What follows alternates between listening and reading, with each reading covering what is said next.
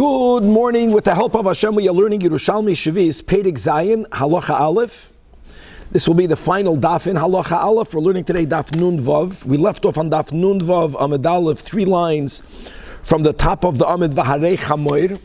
So just quickly recapping that we just learned in the Mishnah that there is an isur to do schayra, to merchandise, nevelos, treifos, katzam and amas. We learned in a Braisa that actually the Braisa quotes a psukim in the Torah that imply this prohibition.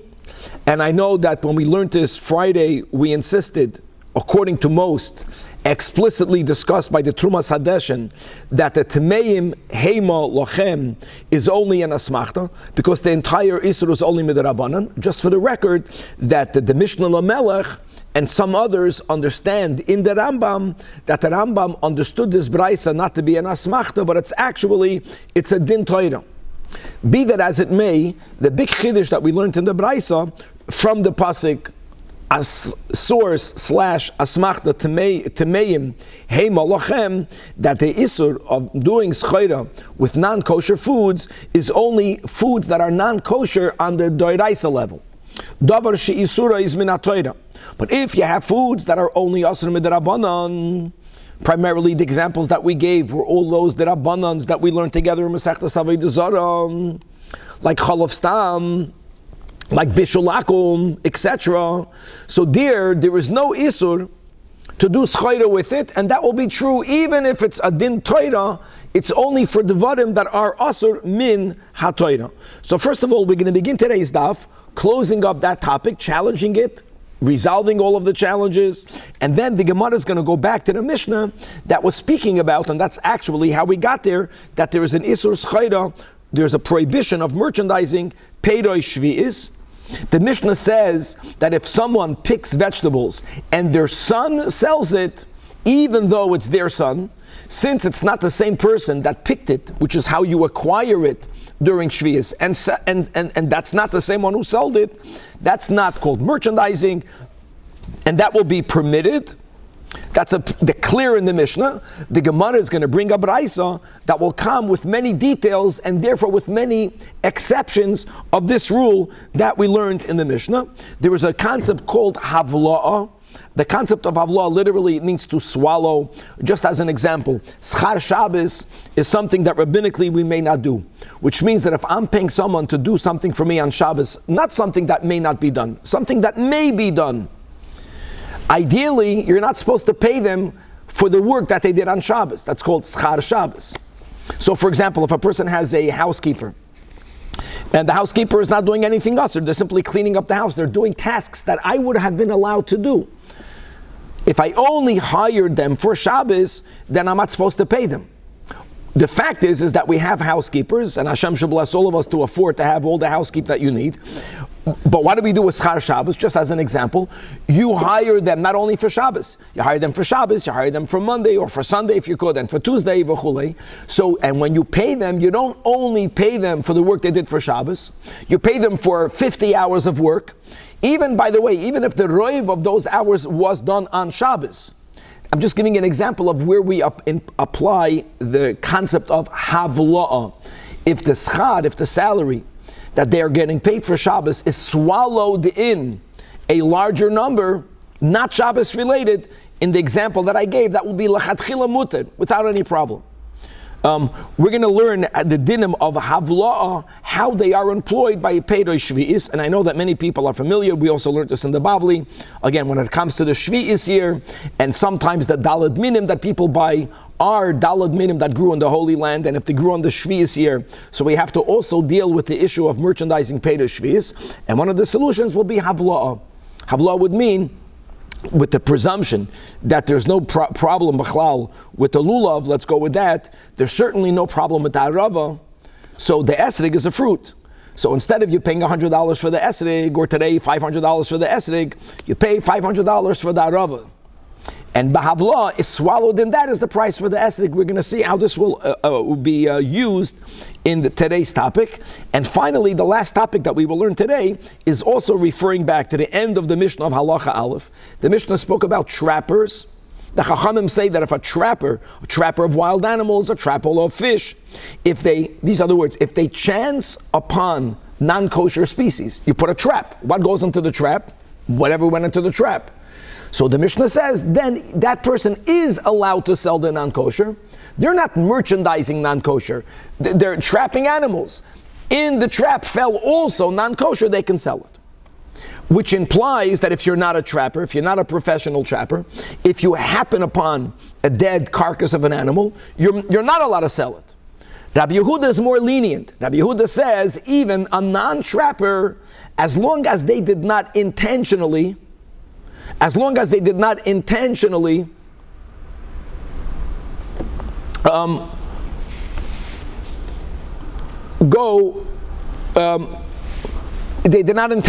do business with treif. If they're walking down the street and they find a big dead carcass, so the din is that they are allowed to sell it. Says Rabbi Yehuda. The Chachamim argue. That is what we had in the Mishnah.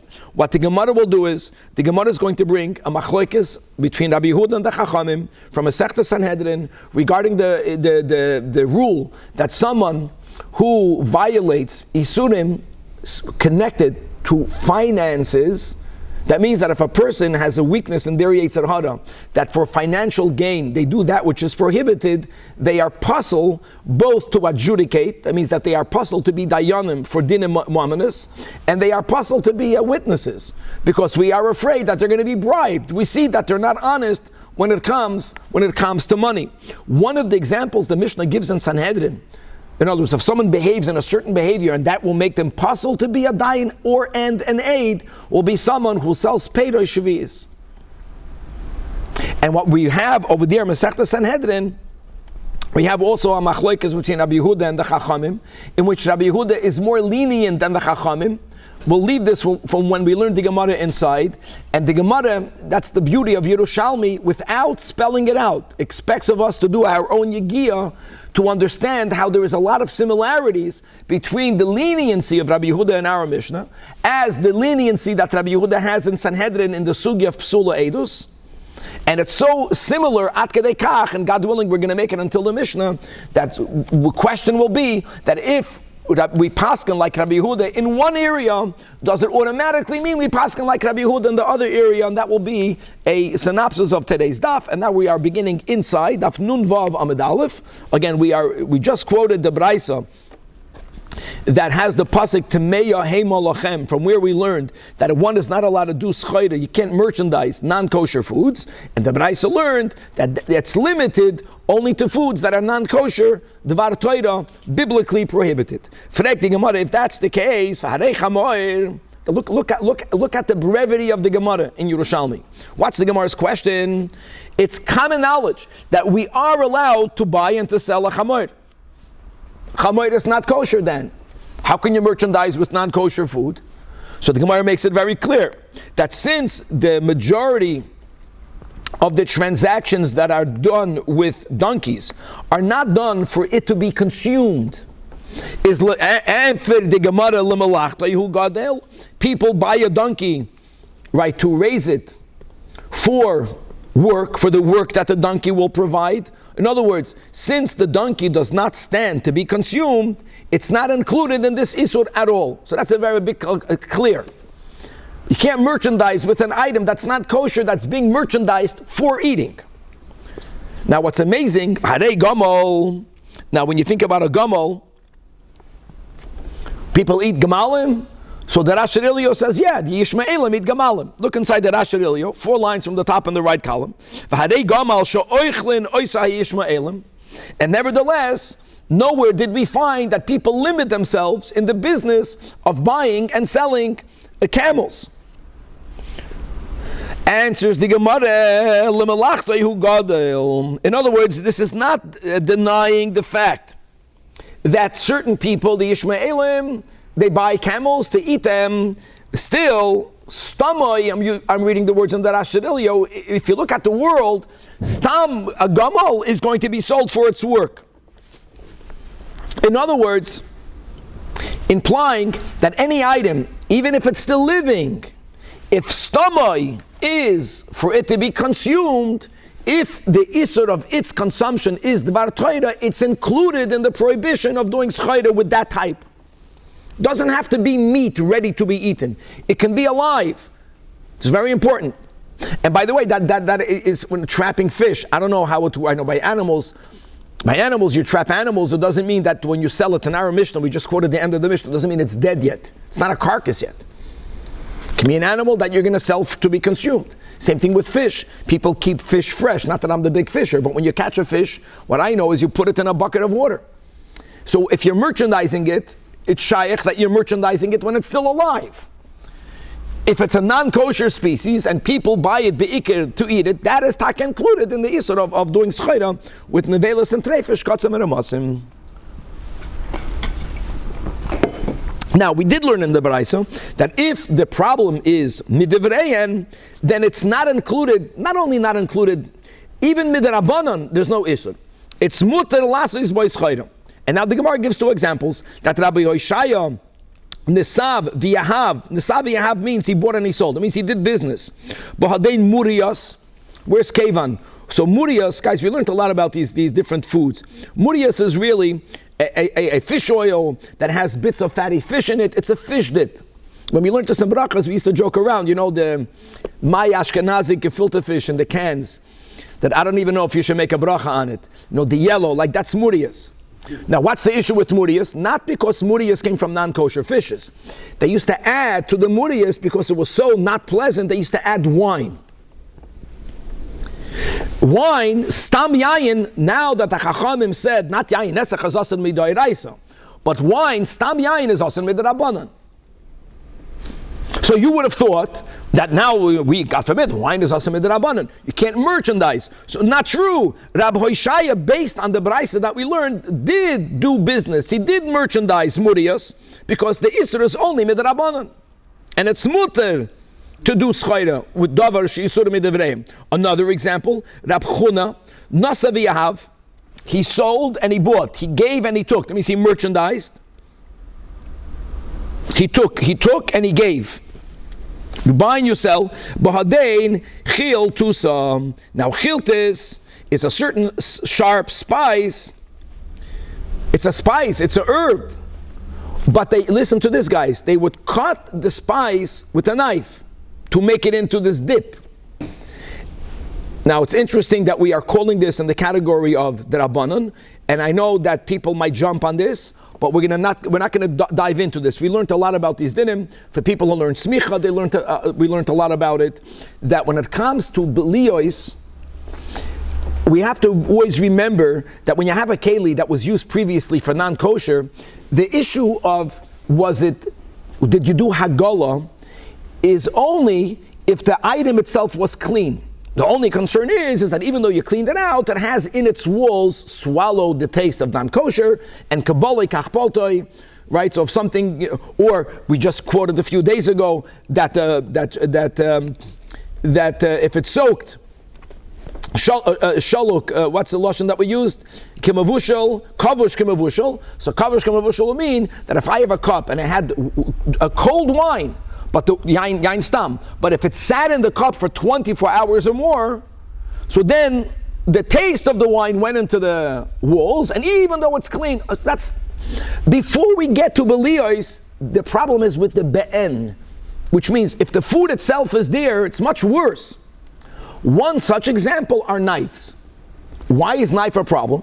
Because however they would clean their kalim then, and I know that it's now we clean it a lot better now. Knives, especially knives that have grooves in it, it would not be uncommon that a knife that was used to cut meat would have some of the fat of the meat adhered or stuck to the blade of the knife. Some of it. The shamnunius of the non-kosher.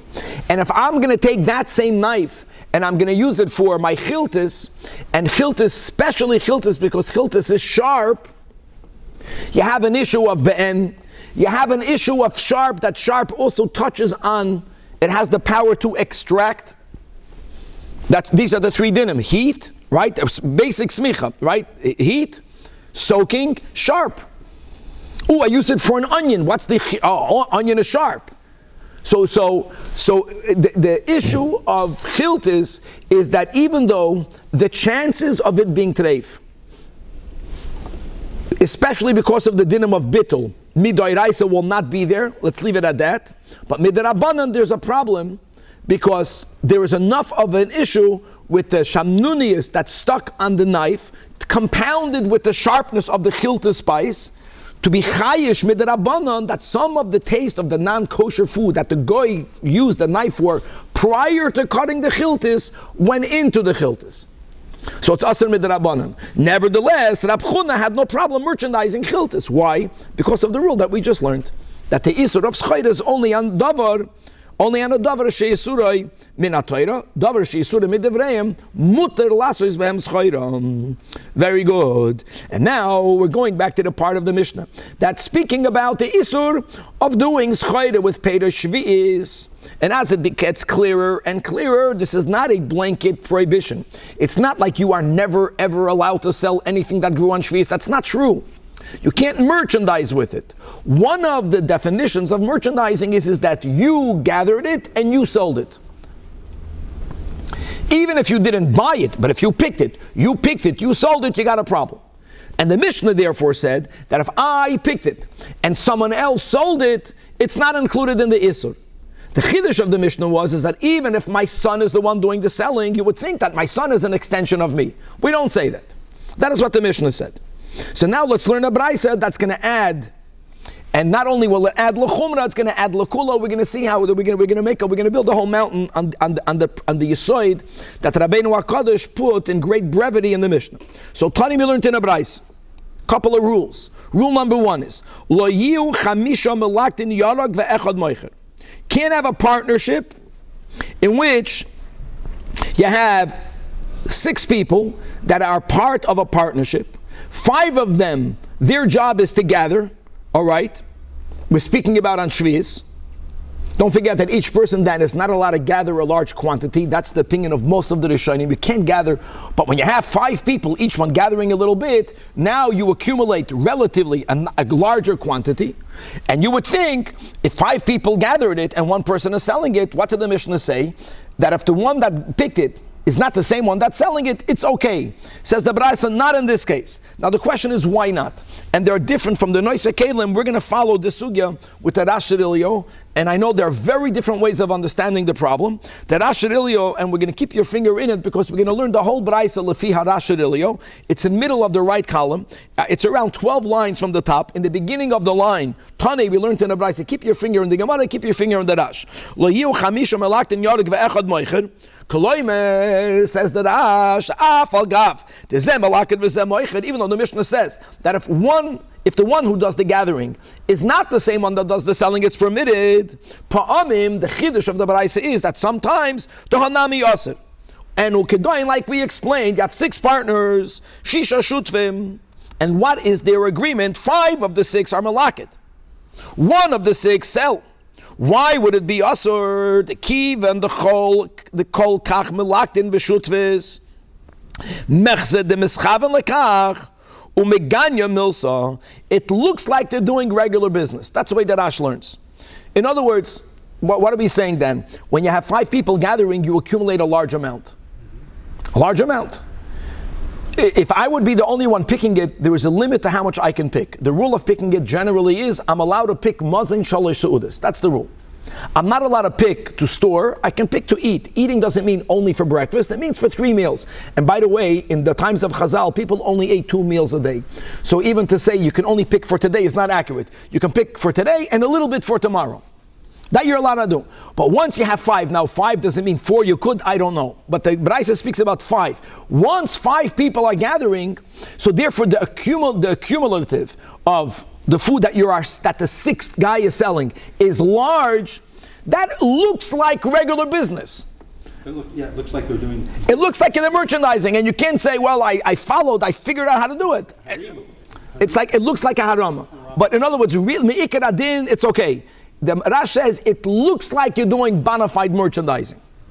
Okay, that's number 1. However, guys, keep your finger in the Rash, and let's continue over here in the Braisa. Guys, I'm sorry with the internet. I don't know what this is. I know that we're paying top dollar from the internet. That I know. And we're in the same room with the machine. But if two people pick the vegetables, listen to the chiddush here. We're not only saying that if Reuven and Shimon picked, so Reuven can sell Shimon's and Shimon's can sell Reuven. That's for sure. That's for sure. That's what we learned in the Mishnah. If you are not the same one, you picked, I can sell. Not only can we do it for each other, which by the way is already a chiddush, no, the Braisa is saying more than that. The Braisa is saying that if me and you picked, since I have the right to sell yours, while I'm selling yours, I can sell mine. Ooh, let's look inside the Rash. So Perush Rabbeinu Shimshon, this Rabbeinu Shimshon, just for the record, so again, I know we mentioned this many times, the Rash Shirilio is an Achrain, right? We have him here in the Yerushalmi. He's the earliest Mefoirish. The Rabbeinu Shimshon, when people say the Rash, generally, in Mishnayos, open up your Mishnayos. You're going to see that one of the main Mefarshei HaMishnayos Rishonim is Rabbeinu Shimshon. That's called the Rash. So he's quoting the Rash, Avol im lokat la'atzmai v'chaveroi nami likat la'atzmai. Two people picked. Koloimer shelo yinichoi kol ma sheliktoi biyachad. It's not that they gathered it together. Not that they gathered it together. Elazeh likoid va'oigdoi lefanav v'zeh likted va'oigdoi lefanav. No, the moment you start gathering them, the Rash, the Rabbeinu Shimshon understands, it's already going to be problematic. Because once you start gathering, in other words, L'chura, he understands the 5, lav dafka 5, even 2. But here, as long as each one keeps there in a separate pile,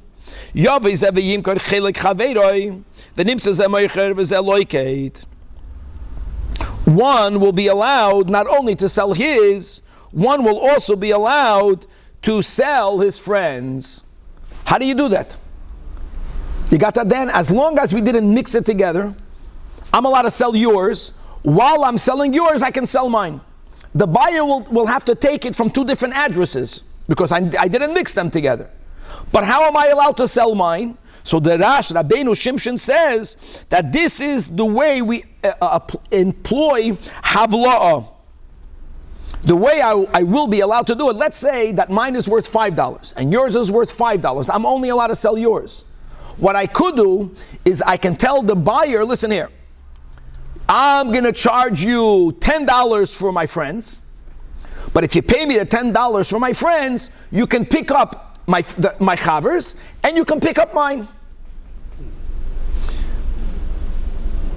As long as you don't mix it together and you follow the rule of the Mishnah that I am allowed to sell yours because I didn't pick it, I can use that sale to somehow be mavliya mine if I know what I'm doing. And he quotes the din of Pedek Lulav HaGasel that we quoted in the words of introduction. Again, that in the year of sheviis, I'm going to sell you Daled Minim. I'm not going to charge you for the esrik, but I'm going to charge you for the arava, and the price of the arava will cover the esrik. So an esrik now costs like $200. Imagine we're going to live to see they charge $200 for the aravas. That's where we're heading towards. Because someone came to the shir, that's what they heard. They didn't hear that with that you get a bonus, an esrik. That part they didn't hear. They only heard the part that the price of the esrik you charge for the arava, and then you do havla. You're not allowed to sell alcohol on certain websites, but people sometimes will just sell a bottle, and they say that the content is a gift. Significant to the Someone, a Talmudic student, explained that, and legally he'll be right. It's going to work, mamish. So let's go over here. I mean, all of this is the way many people learn this Braisa differently. Another din in the Mishnah, Chamisha achin melaktin, 5 brothers can gather vegetables. Ve'echad moicher al yedeihem. So here we have another chiddush. Look inside again, the Rash Shirilio. Now we're already 4 lines from the bottom of the right column. Chamisha achin melaktin ve'echad moicher al yedeihem achim she'enim shutvim. First of all, brothers are not partners, because the 5 partners we already said in the beginning of the Braisa, they may not do that. But the 5 brothers who are not partners, matzulimkoir, they will be allowed to sell. That which the Reish of the Braisa said you can't, that's by partners. But as long as they are not partners, even though they're brothers, so someone might suspect that, what are you talking about? They're not, brothers don't have to be partners. And therefore, if each one, that's the key, if each one who picked it for himself, you never mix the merchandise together. I have in my house, you have in your house. And one of them is selling. He's selling everyone's. He can still do it. How will he do it? I'm selling you only the others, and mine will be included b'havla. Beautiful. And again, according to this is all the Rabbeinu Shimshon, the key is if they are partners, then if I buy and you buy, it's called together. I think that's the pshat, even if I didn't physically put it together. If the two people are not partners, then not only can I sell yours, I can even include mine in the sale in the oifen of Avla. Amar Rabbi Yosef Rabun ubilvad. However goes not only in the case of the Braisa. Let's go back to the simple case of the Mishnah. I pick, you can sell. Where are you allowed to sell? So Rabbi Yosef Rabun says, Shelo yasu pileitar. Now we're going to touch pileitar is a retailer. And if you sell it in the manner of an ordinary retailer, you will create the impression that you're doing schayda with Pei Sheviis. Now, what does it mean, a retailer? What exactly may you not do? So the Gemara says, Umau b'vat shelo yasu pileitar. So explains the Gemara that what? Two ways. One way is shelo yehi mizabein ba'hu asar b'chol shana. One understands that selling merchandise in the same location where you sell produce from other years, don't forget, you can sell peiros of the 6th year, of the 5th year, on the sheviis year, and you can merchandise it. So if I have a food store and I'm selling wheat lasts for many years, I'm selling grain. Even if the grain that grew on the 7th year was not the grain that I picked, I'm not allowed to sell it there. In other words, I cannot sell it in a location where there you are selling proper schayda, or schayda in a way where you have no restrictions how you can sell it. That's one way of understanding it. There is the Bayimemar, another way of understanding the concept of bilvat shelo ya'asu pileitar, that the lo yehi mizabin b'chol sham. In other words, even if I'm selling my Pei Sheviis in a different location, only Pei Sheviis is being sold. I cannot sell it there for the entire year. I cannot establish my place of business for the entire year. That's a big limitation. Now, how long can I stay? Am I allowed to stay a half a year? I don't know. But you can't have one, it's called in English a pop-up shop. Pop-up shop is like a seasonal thing. So you have to only sell it in a pop-up shop. And that's all of this is to make sure that the buyers know that they bought Pei Sheviis. Because even when you are allowed to sell it, and the guy therefore is allowed to buy it, it's not schayda but Pei Sheviis, the item is imbued with kedusha sheviis. And you have to treat it accordingly. So you cannot take it out of the Holy Land, right? You cannot export Pei Sheviis l'chutz la'aretz, v'chulei v'chulei. So that's another way that you'll remember that this is Pei Sheviis. Says the Gemara, Tani, we learned in a Braisa. Okay, this is more about selling. Boifen hamuter, Pei Sheviis, hachenveni. If you have a storekeeper, shehoy mavashol yirakos b'shviis, who's selling, who's cooking and vegetables, and he's selling them. Listen to this. Lo yehei machashav schari al demei sheviis. He cannot charge a fee for the value of the Pei Sheviis. Okay, you cannot do that.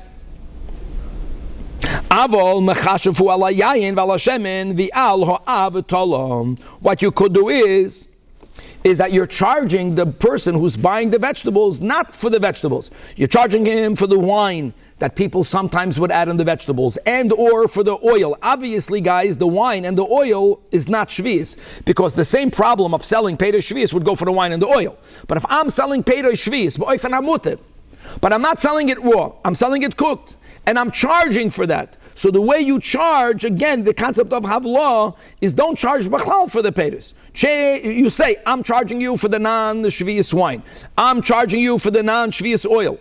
The third charge that you are allowed to make is called aftala. It's called schar batala. What's schar batala? That during the time you were cooking Pei Sheviis, you were able to cook a non-sheviis product. That you can charge for. Now another chiddush, what does that imply? That you're not even allowed to take a wage for cooking Perei Sheviis. Even that is asur. Yeah, the only heter is that while I was cooking Perei Sheviis, I could have cooked other product.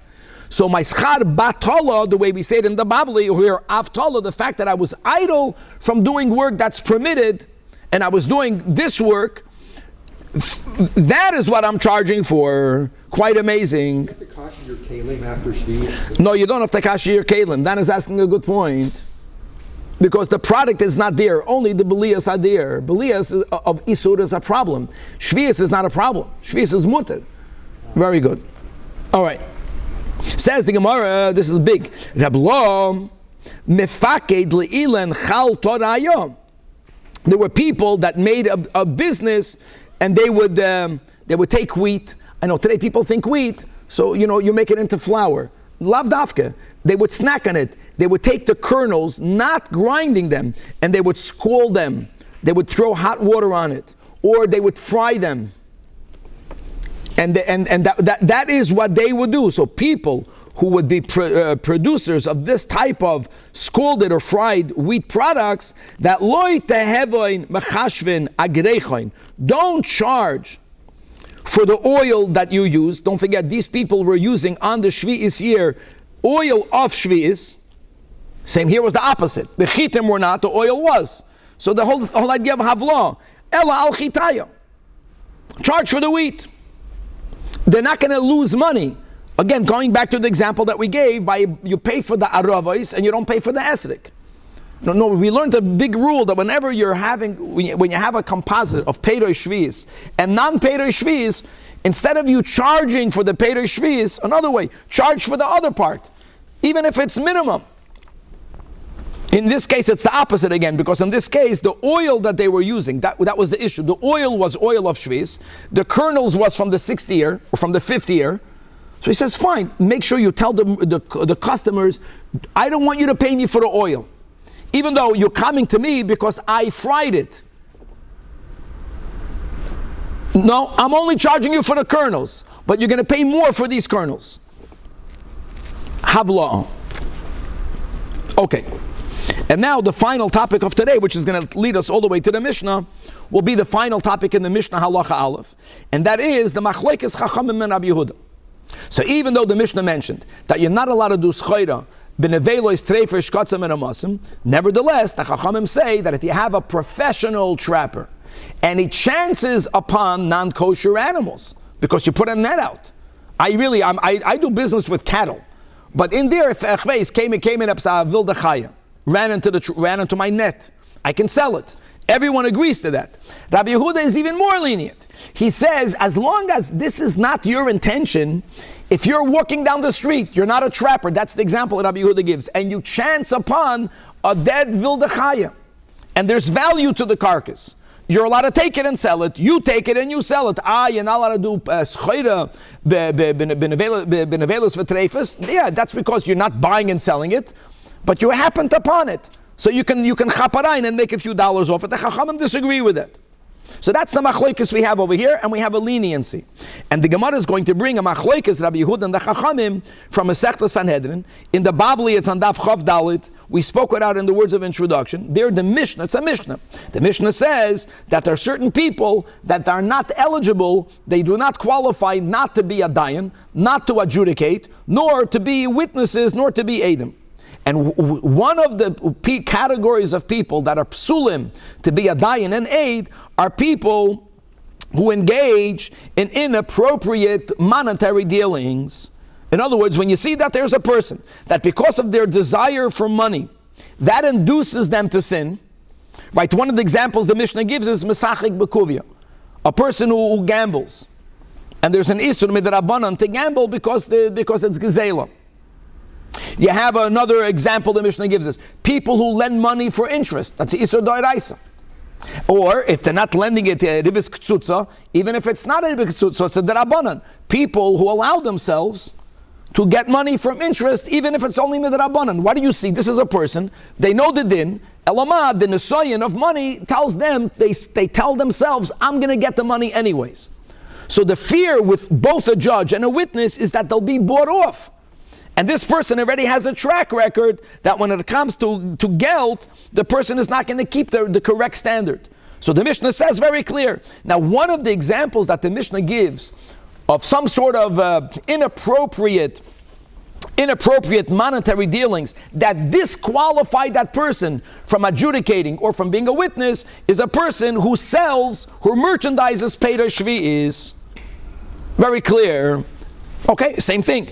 Let's go with the like we said today, with the, this is the main, I'm quoting the Trumas Hadeshin because it is the Trumas Hadeshin that explicitly has this whole discussion, and the Bar Plukta is the Mishnah Lamelech, whether it's an Isur Derabanan, as it says the Trumas Hadeshin, or as it is the Mishnah Lamelech, B'shita Sanamam, that it's an Isur Deraisa, be that as it may, right? So the person is doing Schayda with Peder Shvi'is. He's weak when it comes to money. He's not keeping the mitzvahs. And that says Rabbi Yehuda, Daf Nun Vav Amud Beis. He limits the prohibition.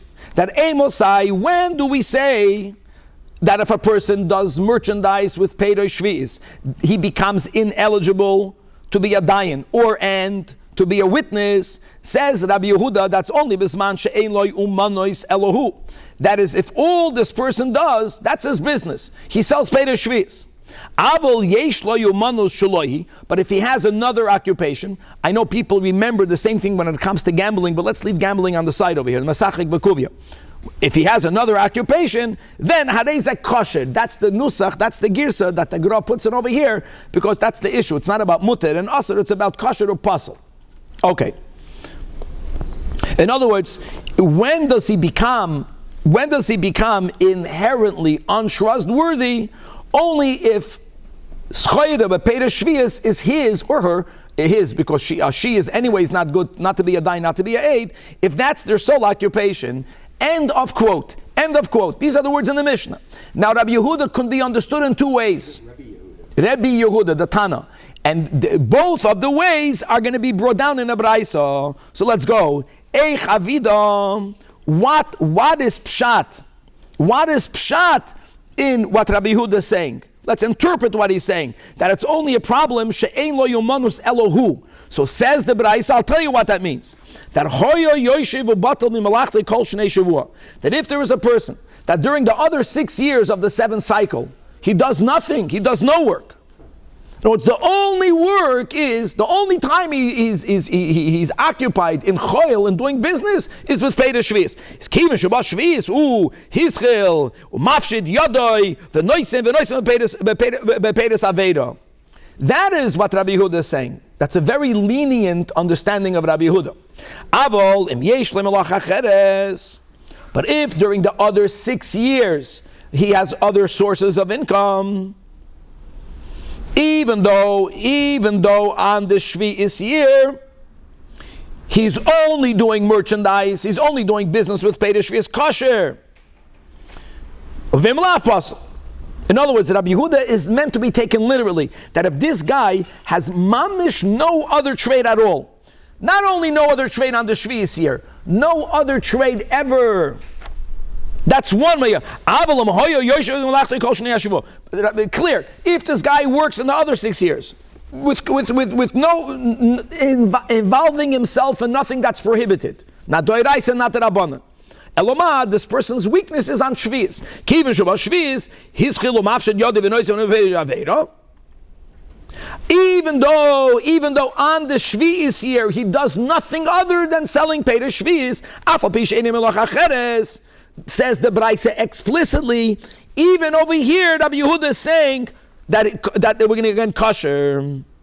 In other words, even though he's presently engaged only with Shvi'is produce, let me tell you even better, and he's being asked to be a witness on the year of Shvi'is. Now, for the past 6-7 months, all this Jew is doing, unfortunately, is doing schayda with something that's asur. According to the Braisa's understanding of Rabbi Yehuda, he's allowed to be a witness. Why? Because during the last year and next year, he's going to do other businesses. That's a big leniency. Even if they're asur, you said. Now, Rabba Bar Zavda says in the name of Rabba Bo, who said in the name of Rabbi Elazar, that halacha Rebbe Yehuda, what's extremely important is we're going to follow the girs of the Maraful that changes everything. On this Amud, right, on this Amud, we have both, we don't have Pnei Moshe. So look, so the Maraful is going to be on the right column, the second line from the top, and it's a big difference in his girsa. He says, we're goyres, halacha Rebbe Yehuda de Masni saw, that we follow the halacha of the way the Braisa understands Rabbi Yehuda. Because when you learn the Mishnah, we can understand Rabbi Yehuda in a much more stringent way. Mamish, he's saying that the only time a person who does chayre by Peder Sheviis becomes a apostle, l'dayin u'la'ed, is only if that's Mamish the only thing he does ever. His only occupation. On the side, this is tangential. I'm happy Danny did not opine over here because I think I pronounced it correctly, but this is parenthetically. That the Gemara says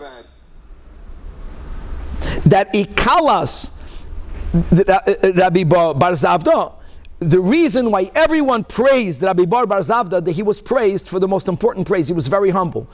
You know what, for this, or for something similar to this, because he paskined by quoting Rabbi Abo. Rabbi Abo was from a much younger generation.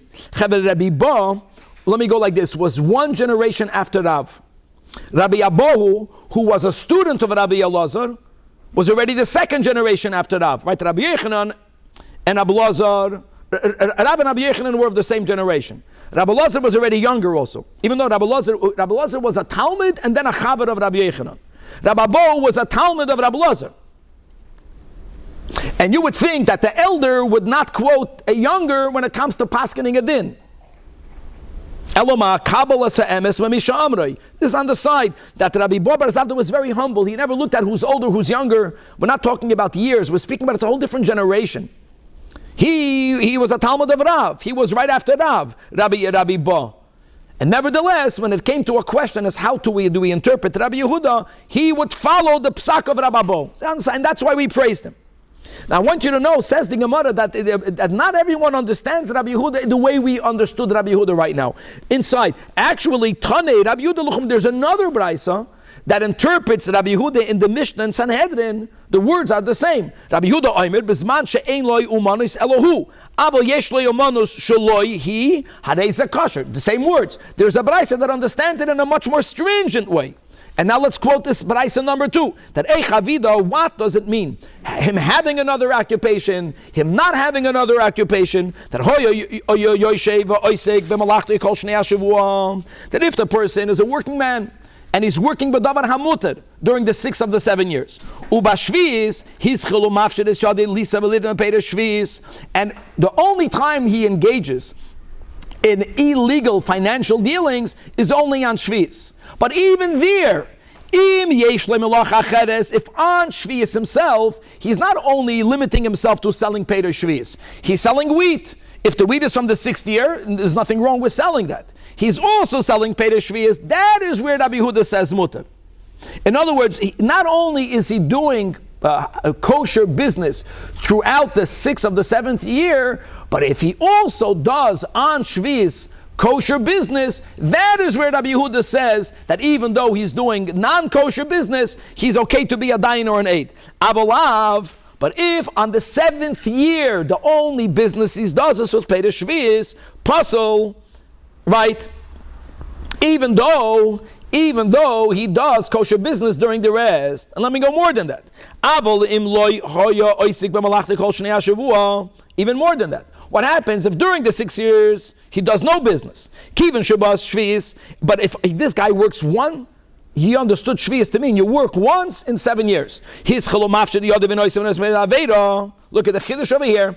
If he never works in the 6 years, and on the 7th year, he doesn't only do something illegal, he's selling Peder Shviis, and he's also selling Afapi Sheyesh is the Girsa. Even here it's going to be puzzle.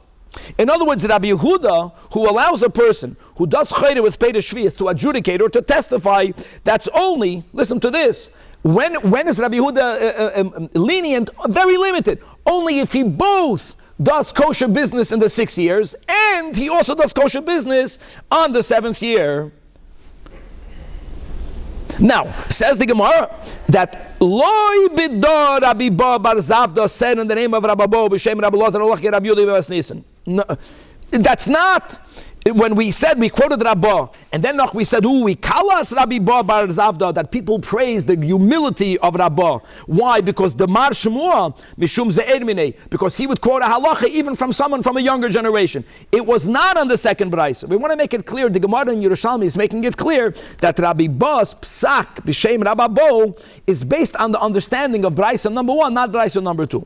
Bottom line is that we have a leniency of Rabbi Yehuda in our Mishnah and sheviis. We have a leniency of Rabbi Yehuda, especially according to the first Braisa, especially in the Mishnah in Sanhedrin. And you would think that if we paskin, which we do, like Rabbi Yehuda, when it comes to Sanhedrin, so asks the Gemara is Uf Hachi Kain. Look inside the end of the Ksav Yad Aleph of the Biur Hagra. Look all the way in the bottom. Not the way the Manafulda learns. He says beautiful. Perush im gabit sayodim nami paskidin k'Rabbi Yehuda. The Gemara is understanding that if we're going to accept the leniency, which we do, of Rabbi Yehuda and Sanhedrin, that we limit his psul only when there is explicit bad, only bad. He's only doing illegal business. Same thing over here. He's not someone who's buying and selling treif. He chanced upon it. Rabbi Yehuda is lenient. So we're making a correlation that l'chu'ura, or maybe if since we know that we paskin like Rabbi Yehuda in Sanhedrin, so do we also, that's the way he understands the words, uf, hachi, kain, do we also paskin like Rabbi Yehuda over here? Daf nun zayin? No, we don't. Amar Rabbi Yossi Rabbi Bun, no. Ta'amon, over there, ein hamalchus oineses. In other words, b'ram hache, by a professional trapper, the government would charge a tax money for everything that he caught. And for him not to be allowed to sell that which fell into his trap would be extremely difficult for him to do business. And let me go back to what we opened up today's shir is, and we're going to follow the psak of the Trumas Hadeshen. The whole isur of doing schayra with non-kosher food is an isur derabanan. The pasuk is just an asmachta. The chachamim were very sensitive to people's ability of making a livelihood. So here we have to be a lot more machmer, says Rabbi Yossi Rabbi Bun. Actually, the only reason why the Chachamim gave a little leniency is because if a trapper won't be able to sell the non-kosher animals that he trapped, he has to pay taxes on it. That's a pshat hamalchus is oineses and paying taxes. So they said, okay, Mela, go sell it. When you're walking down the street and I find a dead carcass, the government doesn't know about it. Don't pick it up. Don't sell it. No one is watching me. So therefore, there's no reason why we should be lenient.